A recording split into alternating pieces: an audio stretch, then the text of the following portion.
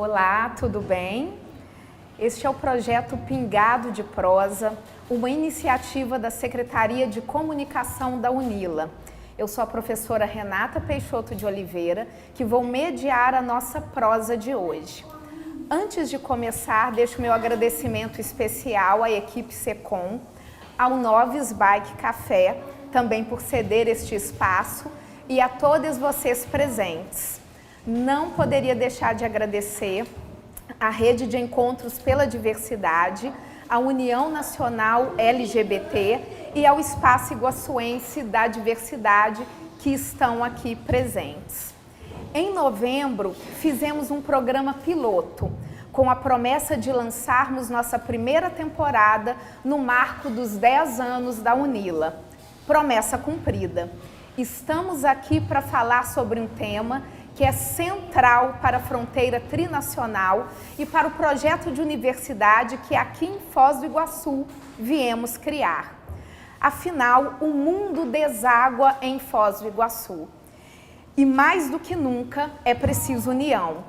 Hoje, o nosso convidado especial é o antropólogo Valdemir Rosa, que é especialista no tema diáspora africana na América Latina e Caribe. Boa noite e obrigada por aceitar o nosso convite. Também deixo um agradecimento especial às crianças do Espaço Kids que estão aqui abrilhantando o nosso momento. Para a gente começar a falar no tema, é preciso a gente colocar algumas reflexões. Quando nos colocamos diante do embate entre o nós e eles, percebemos que as nossas identidades são definidas também pelo exercício da alteridade.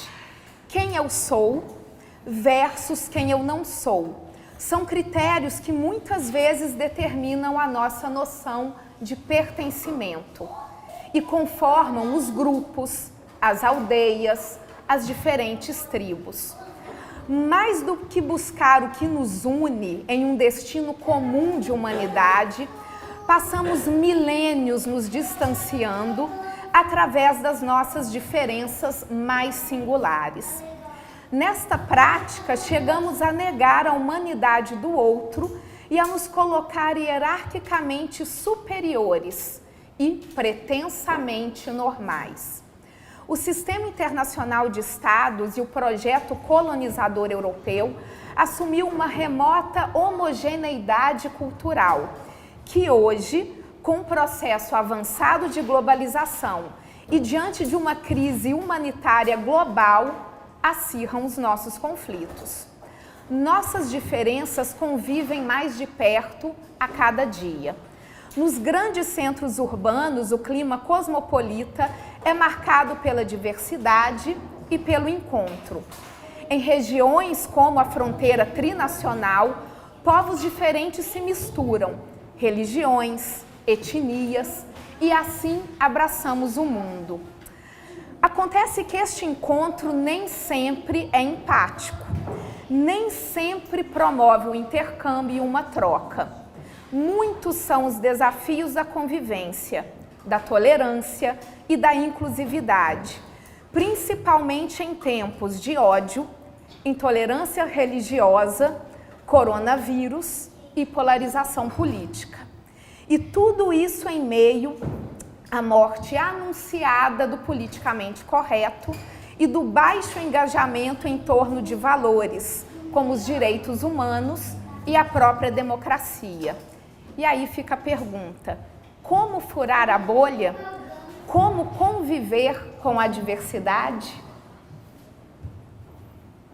Boa noite, professora Renata. Boa noite a todos e todas presentes aqui, né? Eu acho que essa reflexão é um desafio, né? A gente sempre costuma encarar os problemas relacionados à diversidade e à diferença, né? Como sendo uma matriz a partir da qual a gente consegue problematizar diversos aspectos da vida da gente. O que é verdade, né? Sim. Mas é só uma meia-verdade, né? O movimento, esse processo de construção das identidades era um processo bastante complexo, né? E aí, nessa introdução que a professora Renata faz aqui, né, que a gente, para iniciar esse nosso diálogo, tem algumas questões quase que são importantes para a gente ter em mente e iniciar o nosso debate, né? Um primeiro é justamente a gente compreender como que se dá o processo de produção dessa diferença, né? Então, o que é a diferença? A diferença ela se refere, né, à questão da polarização binária, ou ela se refere a um processo muito mais longo, muito mais complexo, que envolve aproximações e distanciamentos de mais diversas ordens, né? Então, quando nos propomos a pensar, né, sobre a questão da diferença, é muito comum a gente compreender a diferença como se fosse um par de oposição entre o que eu sou e eles, né? E que, na verdade, a diferença ela não se estabelece dessa forma, né? A diferença ela é justamente resultado de um processo bastante complexo, onde a gente se aproxima e se distancia de diversos aspectos, né? E aí envolve os aspectos linguísticos, étnicos, raciais, né, de religiosidade, as diferenças que existem entre as diversas regiões do Brasil, né, ou aqui no caso da gente que está na tríplice fronteira, né, nós que vivemos, né, numa metrópole trinacional, que a gente poderia dizer assim, a gente tem inúmeras outras diferenças, inúmeros outros aspectos que são computados dentro desse processo, né. E aí quando a gente se propõe a refletir um pouco sobre a diferença, a gente precisa compreender o processo social de produção dessa diferença. E aí, nesse aspecto que a gente vai entrar em contato, ou vai existir diversos atritos que estão relacionados a um conjunto grande de fatores, né? Como, por exemplo, a formação dos Estados nacionais, né? Na nossa região específica, que nós estamos numa metrópole trinacional, por assim dizer, a gente está falando de 3 sistemas nacionais que coexistem, né? E a gente está falando de 3 sistemas nacionais, a gente está falando de 3 sistemas monetários, mas mais do que 3 sistemas monetários, uns 4 ou 5 sistemas monetários que existem dentro desse espaço, né? Aí se soma toda essa questão a toda a diversidade religiosa que tem, né? A grande presença dos muçulmanos, né? Do islamismo nessa região, né? A grande presença das religiões afro, né? Então a gente tem uma diversidade muito grande que existe e que coexiste nesse espaço da tríplice fronteira, né? Então, quando a gente fala do processo de produção social da diferença, a gente não pode esquecer desses processos de institucionalização, né? Então, a forma como os diversos estados nacionais, os diversos sistemas monetários que coexistem, as diversas instituições e práticas religiosas, elas vão institucionalizando esse processo de diferença, né? Então, a gente está falando de todo um conjunto complexo de elementos, né, de estruturas e de processos que estão envolvidos justamente nesse jogo complexo do qual que a gente está falando, que é a capacidade, que acaba impactando de uma forma muito significativa a capacidade que a gente tem de conviver, né? Eu sempre costumo dizer que quando a gente se propõe a pensar os processos sociais de produção da diferença, a gente precisa compreender a forma como todos esses elementos estão operando, né? Mas a gente também precisa compreender a forma como o racismo, o sexismo, né? A homofobia, a xenofobia, né? Como que todos esses elementos eles vão permeando justamente esse processo, né? Quando a gente pensa na constituição dessas instituições, né, sejam instituições dos Estados nacionais, dos sistemas monetários, das universidades, como é o caso da UNILA, a gente sempre precisa ter em mente a forma como essas instituições elas vão se relacionar com esses processos de institucionalização desses processos de diferenciação. E aí a gente tem justamente dentro dessa perspectiva a discussão sobre o racismo religioso, né? A forma como o Estado ele não compreende determinadas práticas religiosas, diversas convivências religiosas como sendo legítimas para existir dentro desse espaço, né? A gente fala como o racismo institucional ele opera, né? Como um elemento estruturante dessas diversas instituições, as universidades, os espaços que a gente vive, né? Então a gente tem todo um conjunto grande desse processo de institucionalização. A gente pode falar também do sexismo sistêmico na nossa sociedade, né? De uma homofobia sistêmica, né? Então a gente tem todos esses elementos que compõem que permeiam todo esse processo de produção social da diferença, né? Porque quando a gente se propõe a compreender, a refletir sobre o papel que a produção social da diferença tem, na forma como a gente lida com o outro, com uma prática cultural, com o outro que tem uma perspectiva cultural que é diferente da nossa, a gente está falando necessariamente da forma como esses processos todos de institucionalização eles impactam na forma como, nas estratégias de existência e de sobrevivência que a gente tem dentro desse espaço, né? Então, dentro dessa perspectiva, que eu acho que é fundamental quando a gente se pensa, quando a gente se propõe a conversar um pouco, tomar um café e conversar um pouco sobre como conviver com a diversidade, a gente tem que compreender justamente os caminhos que essa política cultural ela vai estabelecendo, né? Então, essa questão da diferença, né, ela se relaciona justamente da forma como, né, vão se estabelecendo políticas, estratégias políticas ou projetos políticos de como lidar com essa determinada diferença, né? Eu, como não sou de Foz do Iguaçu, e não sei se você é daqui, possivelmente também não, né? Quase todos nós, como Donila, não somos efetivamente daqui. Mas uma das coisas que mais me chamou a atenção quando eu cheguei em Foz do Iguaçu era justamente a forma como a região, a população de Foz do Iguaçu tinha uma relação muito particular com cada uma das outras duas nacionalidades que compartilham esse espaço, né? Então, nas primeiras semanas, as pessoas sempre se referiam ao Paraguai como espaço da ilegalidade, né? Então, se você quer conseguir algo ilegal, você vai no Paraguai. Né? E as pessoas sempre se referiam à Argentina como sendo um espaço como se Porto Iguaçu fosse um resort de férias das pessoas. Como é legal a gente ir para Porto Iguaçu, curtir a vida, ter uma experiência legal, né? E eu sempre achava isso muito curioso, assim, a forma como as pessoas articulavam isso. As pessoas falavam de Cidade del Este, do Paraguai, como se essa região fosse uma região que tivesse uma importância muito menor, né? É como se a gente colocasse uma cortina sobre o espaço do Paraguai, sobre Cidade del Este, a nossa vida ela funcionaria de uma forma muito mais ordeira, né? Todo esse processo. E a gente sabe que economicamente Cidade del Este é muito mais importante que Foz do Iguaçu e que todas as outras cidades que tem na região, né? Então as pessoas dependem economicamente, né, da potência política econômica que essa cidade tem, que o comércio tem nessa região, e as pessoas agem isso como se isso fosse um detalhe, né, dentro desse processo. Eu sempre achei muito curioso esse processo, assim, né?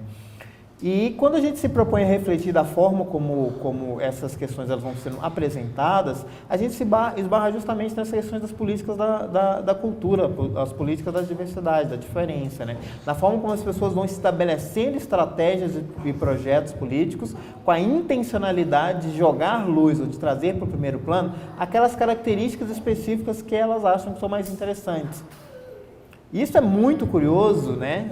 Justamente porque isso vai impactar justamente numa discussão que é fundamental de toda essa discussão que você estava apresentando anteriormente, né? Que é justamente a forma como a gente constrói as nossas identidades, né? Como as identidades elas se constroem dentro de um processo comunicativo de interação com outras diferenças, né?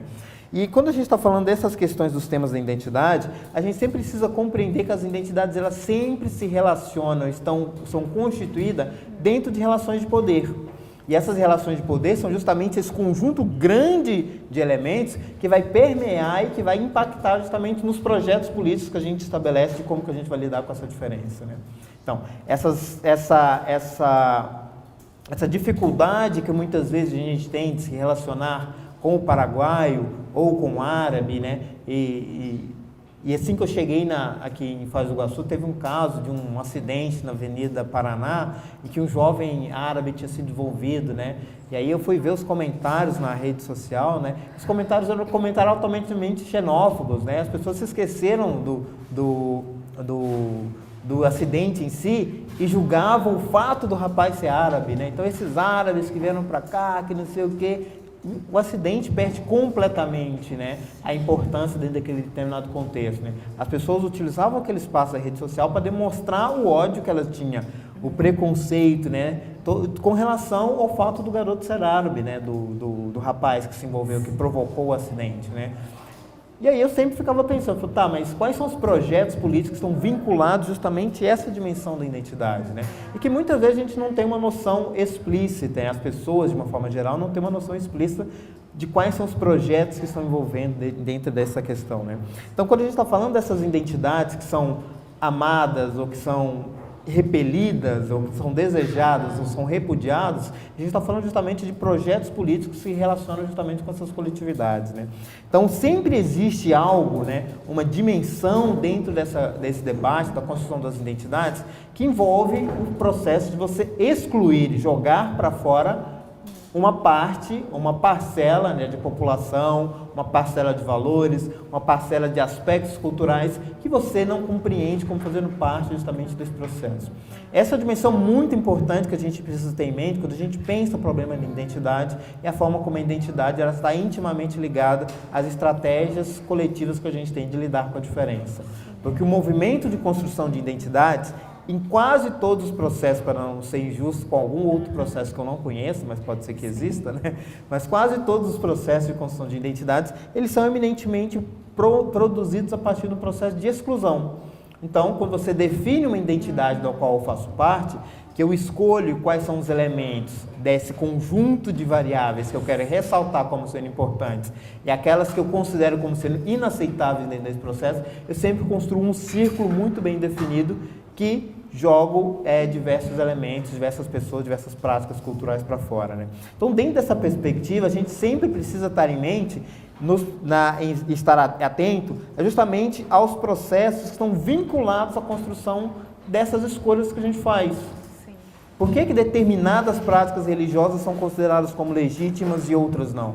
Por que determinados grupos populacionais são considerados legítimos ou não? Então, a gente tem todo um conjunto de elementos que estão vinculados justamente a esse processo, né? Quando a gente se propõe a pensar em identidade, a problematizar a identidade dentro desse elemento, a gente acaba compreendendo que a identidade já tem uma posição muito ambivalente. E ela é ambivalente por quê? Porque, ao mesmo tempo em que ela possibilita, né, a construção de projetos políticos excludentes, o que retiram do horizonte, melhor dizendo, do aceitável, diversas práticas culturais, diversos aspectos, né, diversos elementos que são constitutivos da identidade de outros povos, de outras coletividades, né, é através da identidade que a gente consegue efetivamente estabelecer uma crítica das experiências a partir de um ser humano histórico e localizado, né? Então a identidade ela sempre flerta com esse poder do autoritarismo e sempre se distancia desse autoritarismo a partir do momento que é a partir da identidade que a gente consegue problematizar as estruturas que são exteriores a gente, né, exteriores à nossa própria existência, a partir de uma existência localizada. E é por isso que a gente diz, quem tem a possibilidade de dizer ou de indicar o caminho para se resolver o problema do racismo, são as pessoas que são vitimadas pelo racismo,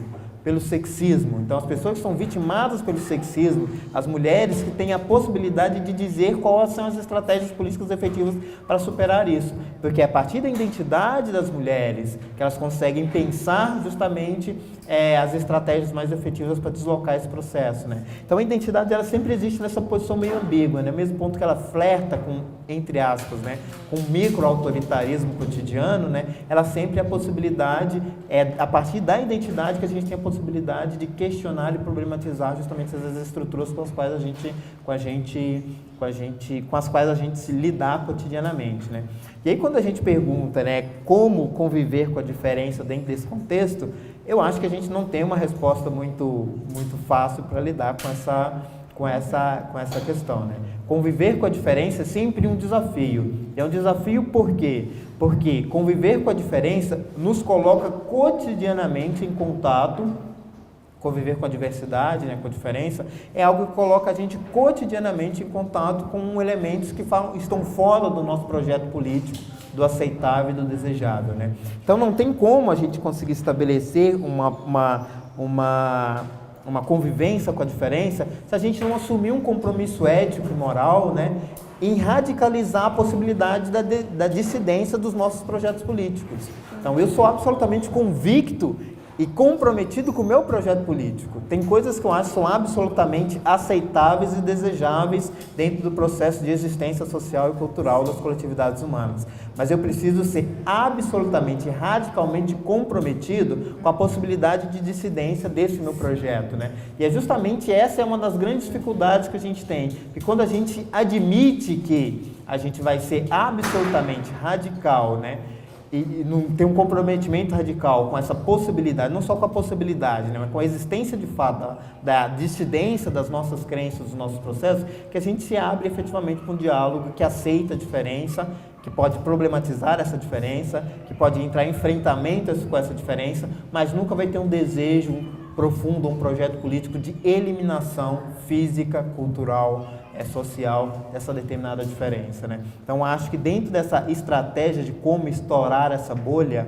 de como a gente conseguir conviver com essa diferença, a gente precisa estar profundamente comprometido e tranquilo de que nós vamos passar raiva, nós vamos enfrentar diversos problemas, mas que isso não é necessariamente algo ruim dentro dessa convivência, né? A gente precisa aprender que existir no mundo social, existir no mundo cultural, existir no mundo plural em que a gente vive, seja na Tríplice Fronteira, ou seja no nosso projeto de universidade, é necessariamente viver no mundo que é permeado de coisas que vão ao constantemente nos desafiar e nos forçar a produzir respostas criativas para a problemática que a gente tem na vida, né? Então as identidades, elas são muito importantes, que elas possibilitam que a gente desafie o mundo que a gente enfrenta, mas elas também são importantes porque a partir da reflexão, da crítica, da autocrítica que a gente faz da nossa própria posição identitária, dentro desse jogo complexo e político de que a gente tem, que a gente vive, é que a gente vai conseguir estabelecer uma possibilidade de fazer um mundo que seja mais interessante, mais colorido, mais divertido para todos nós. Acho que é mais ou menos isso que a gente pode iniciar o nosso debate por aí. Sim. Acho que é isso. E aí, já que a gente começou com essa exposição, a gente pode explorar um pouquinho mais em um segundo momento aqui do nosso encontro, que a gente considera o nosso bloco com um caráter um pouco mais reflexivo, onde a gente pode explorar algumas nuances, né, das questões que você mesmo nos apresentou agora. Você explorou bastante na sua fala uma questão que a gente já trouxe aqui, que é a questão de que muitas vezes é difícil aceitar, né, a diferença, justamente porque esta afirmação da nossa identidade, ela passa muitas vezes pela exclusão do outro, né? A negação, o rechaço. E quando a gente pensa esse nosso contexto, né, contemporâneo, a gente também percebe agora, em outros momentos muito problemáticos, né, da história da humanidade, que esta exclusão, esta negação, ela se dá também muitas vezes através do extermínio do outro. Então, se possível, eu gostaria, né, de te provocar nesse sentido, né, aprofundar um pouco esse debate sobre essa identidade que se faz através de uma exclusão, mas que ela pode chegar a limites radicais, né, representando o próprio extermínio, né, daquele que não sou eu, né, daquele que representaria um outro projeto político, que é o projeto que eu estou negando, né, ou rechaçando. Quando a gente aborda esse tema, né, principalmente vinculado a questões do genocídio, a gente sempre precisa pensar que genocídio é um projeto político complexo, né? A gente sempre pensa genocídio como o grande modelo histórico dos campos de concentração e de extermínio da Segunda Guerra Mundial. A gente pode compreender que o genocídio é uma prática muito mais corriqueira e diversa, né? Existe um texto, né, que chama Educação após Auschwitz, né, onde o Adorno, né, que é um teórico importante da escola de Frankfurt, né, ele vai dizer que existe um princípio intrínseco à modernidade capitalista ocidental, que compactua com o processo do genocídio, né? Ele vai dizer, existe um genocídio em Auschwitz-Birkenau, mas existe um genocídio nas bombas atômicas de Hiroshima e Nagasaki, né? Então existe um genocídio em várias outras dimensões da vida da gente, né? Da existência da gente enquanto sociedade, a gente se depara com essa problemática do genocídio, né? E aí a gente encontra o genocídio nas mais diversas formas, né? Eu sempre costumo dizer, e baseado no pensamento de um autor que eu gosto bastante, que é o Frantz Fanon, né? Que é um médico psiquiatra da Martinica, né? Do domínio francês no Caribe, que ele sempre vai dizer, né? Ele diz pra gente, ele informa pra gente, em um texto dele que chama Racismo e Cultura, ele vai dizer que o colonialismo e o escravismo faz não é matar efetivamente uma determinada cultura, né?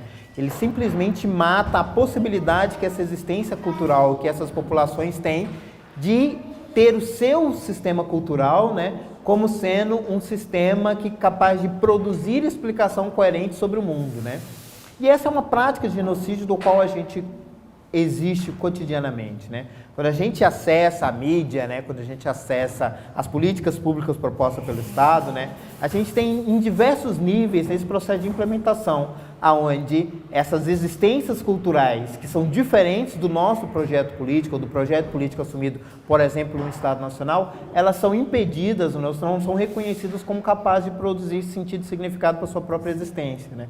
Aí você tem todo um conjunto de atitudes, né, de políticas que são implementadas que vai progressivamente, né, promovendo um genocídio lento e gradual, né, sobre essas determinadas populações, né?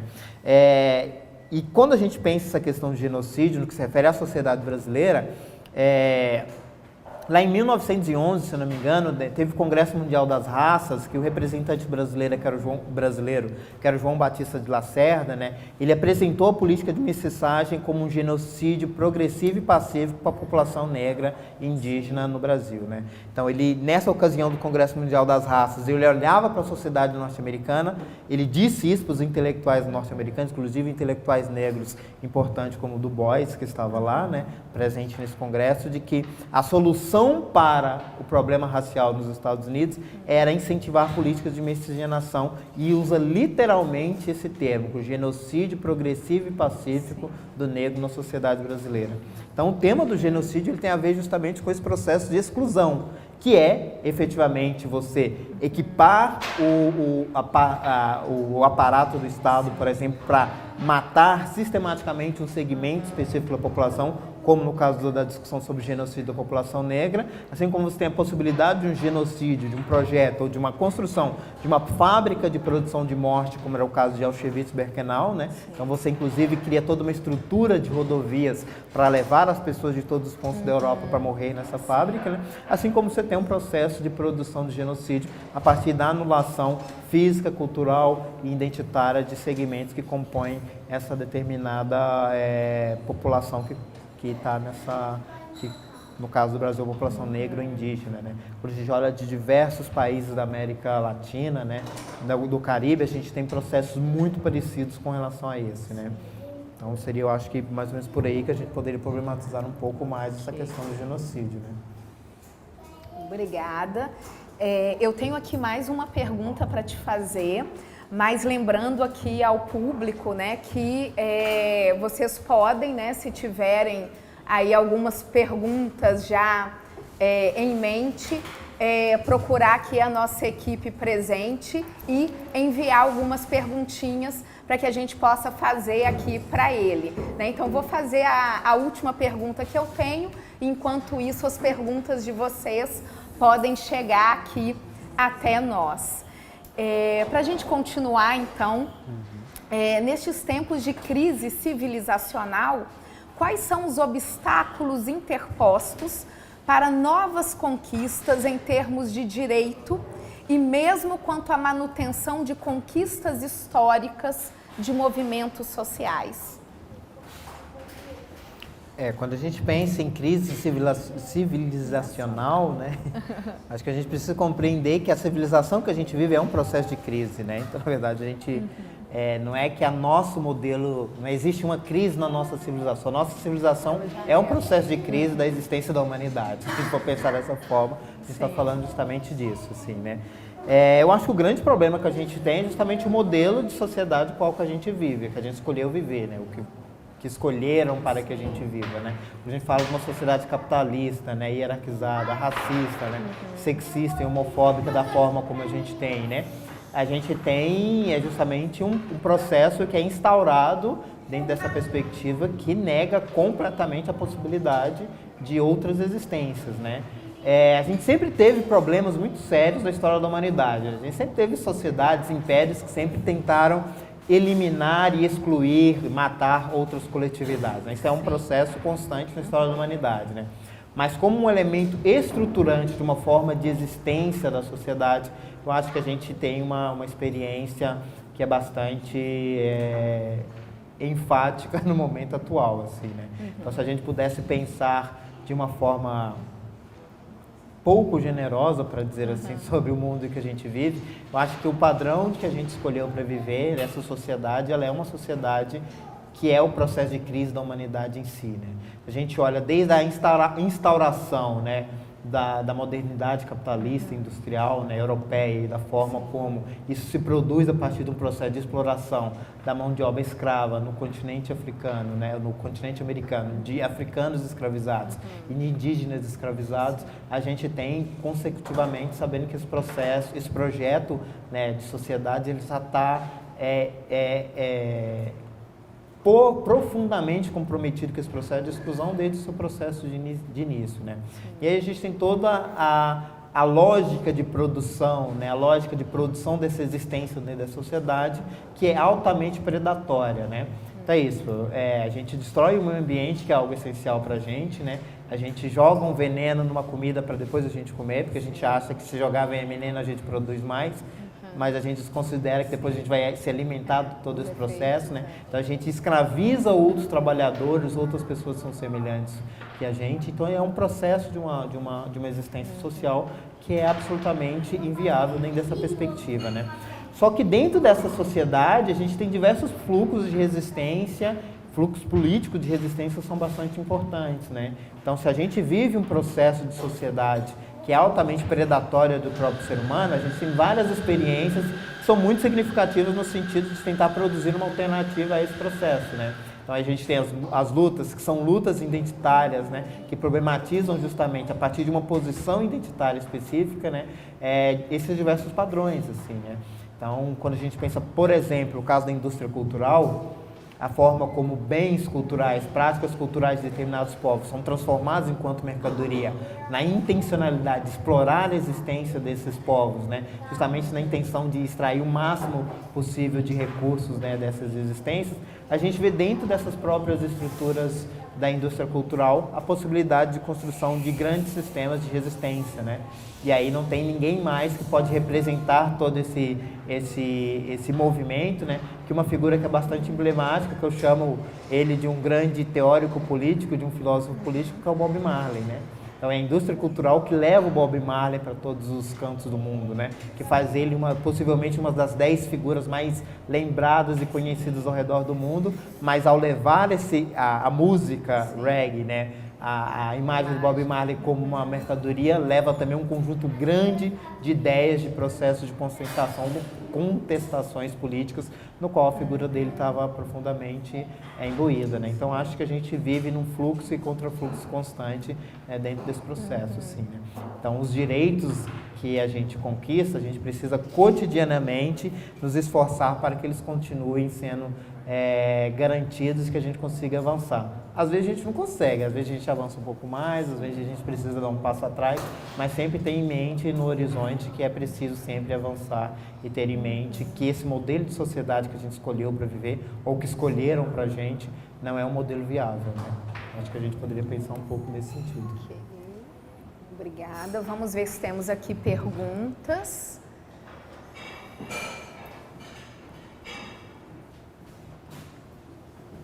Muito obrigada. Vou ler aqui a pergunta que chega para nós. Pensando na diversidade cultural no Chile, um país com uma identidade, entre aspas, branca, estão sendo criadas políticas na saúde, por exemplo, para migrantes haitianos.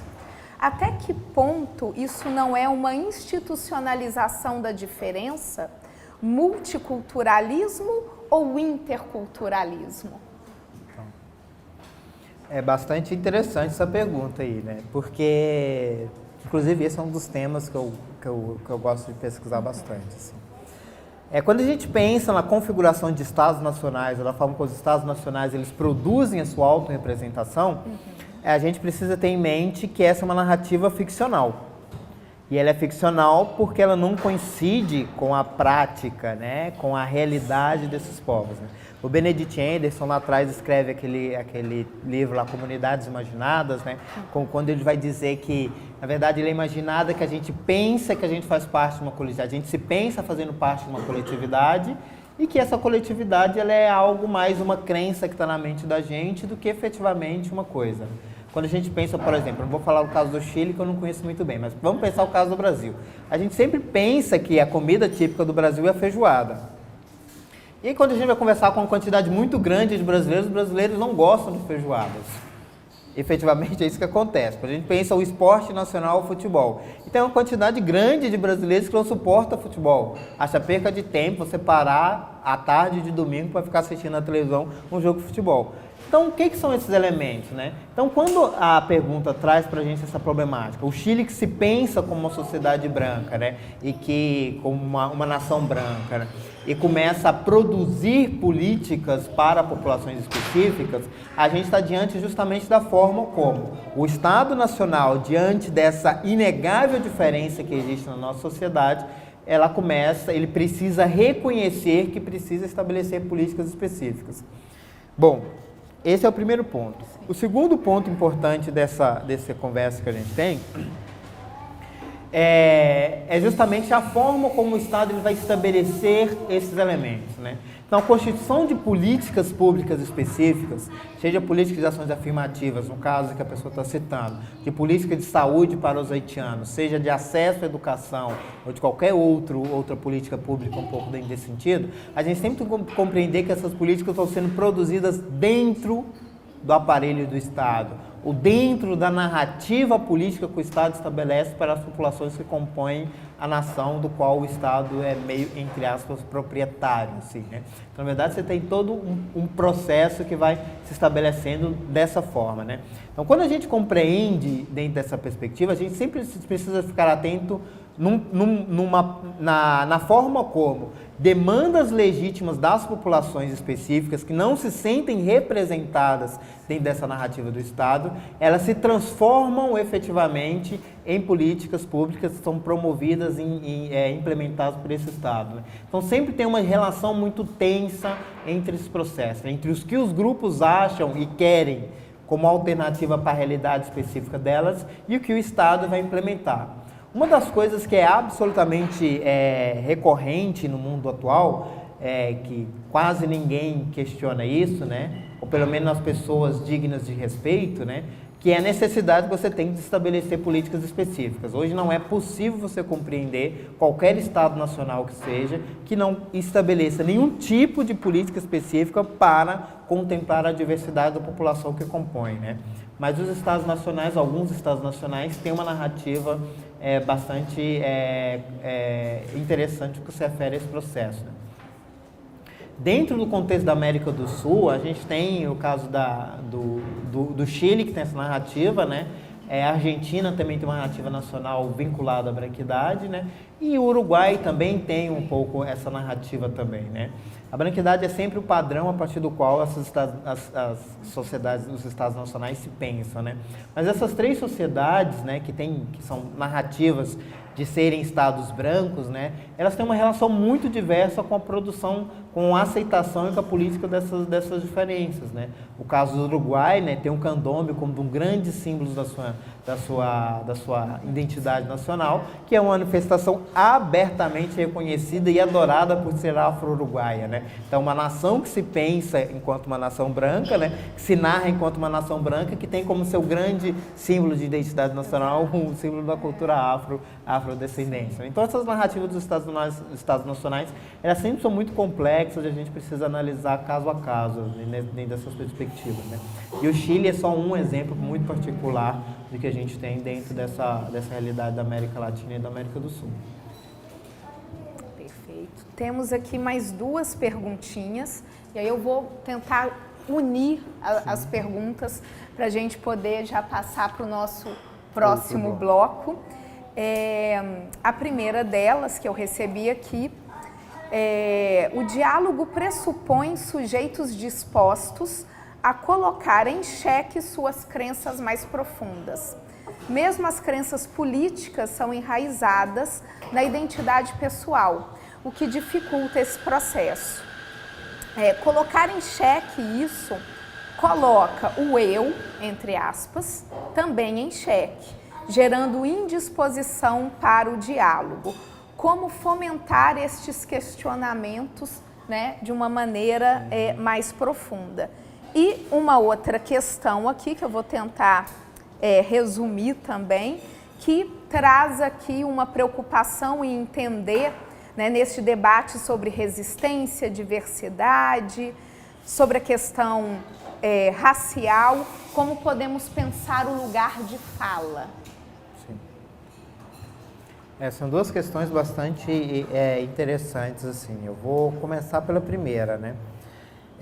O diálogo ele é sempre um desafio na condição que a gente vive, mas a gente nunca pode escolher e esquecer que o diálogo ele se dá dentro de uma relação, de uma condição de poder que é desigual, né?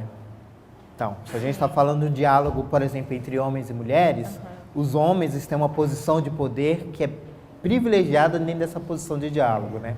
Então, quando a gente pensa a questão, o papel que o diálogo tem dentro dessas dimensões, nem todo diálogo, necessariamente, ele coloca o eu como uma problemática, ou problematiza a minha própria existência do eu. Que é isso, né? Se a gente está numa sociedade que é hierarquizada do ponto de vista racial, as pessoas que são empoderadas, as pessoas brancas que são empoderadas dentro dessa sociedade, elas podem muito bem se estabelecer para o diálogo, e esse diálogo de maneira alguma representar uma ameaça à sua posição de superioridade dentro da nossa sociedade, né? Eu sempre costumo dizer, né, que esse movimento, né, que existe entre as novas masculinidades, as masculinidades não tóxicas, que é os caras que aprendem a fazer tricô, que cuida do bebê, que cozinha, né, que, sei lá, faz essas coisas todas assim, né.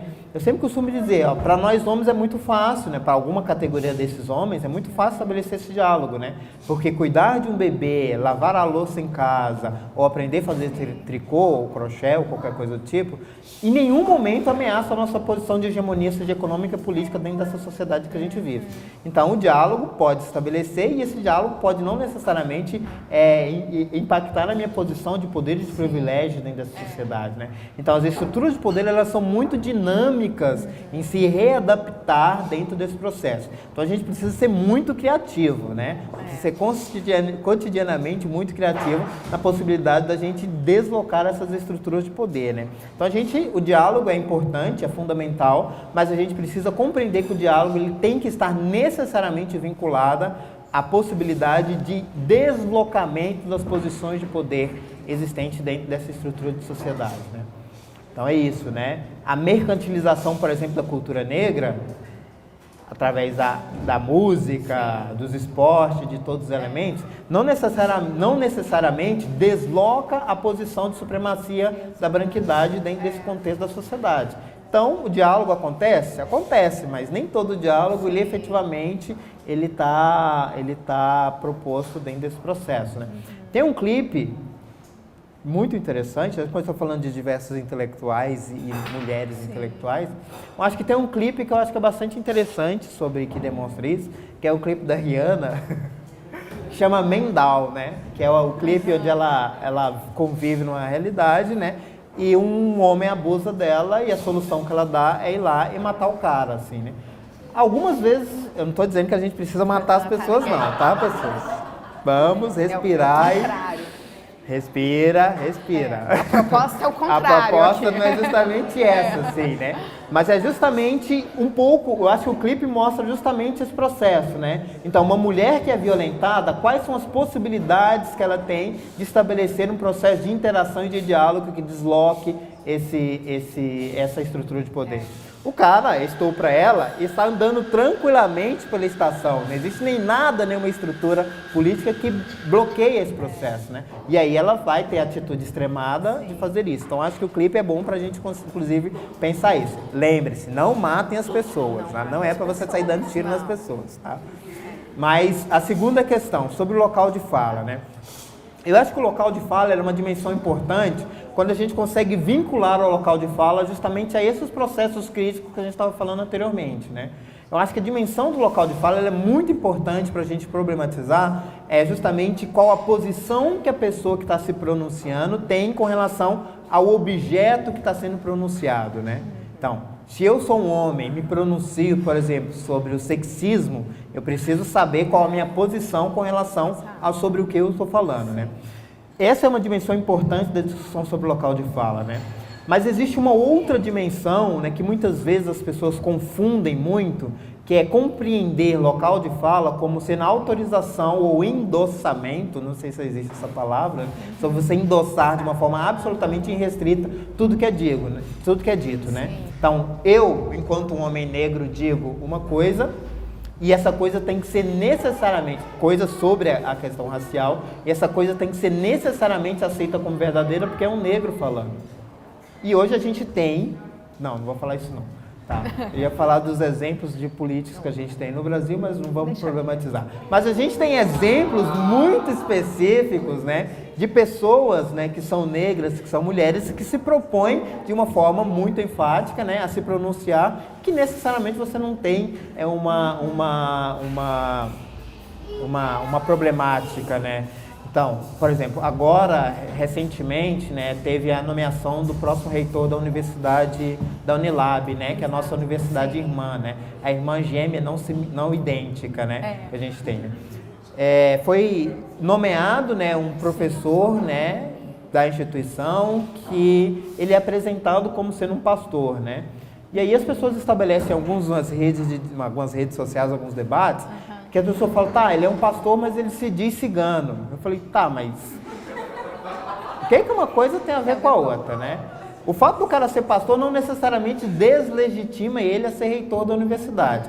Mas o fato dele se pronunciar enquanto cigano não diz que a gente não pode problematizar seja qualquer tipo de postura que ele tenha, né? Então muitas vezes a gente acaba assumindo o local de fala como sendo um escudo que protege a pessoa, que autoriza a pessoa a se pronunciar e a endossar qualquer coisa que as pessoas dizem. E o local de fala, na minha perspectiva, ele não deve ser compreendido dessa forma. Ela deve ser compreendida da forma como para a gente conseguir identificar a posição de quem fala com relação ao assunto que é o tema desse pronunciamento. Acho que por aí faz sentido a gente pensar local de fala, mas a partir de outras elaborações, eu acho que a gente não faz muito sentido a gente se dedicar tanto a essa questão, né?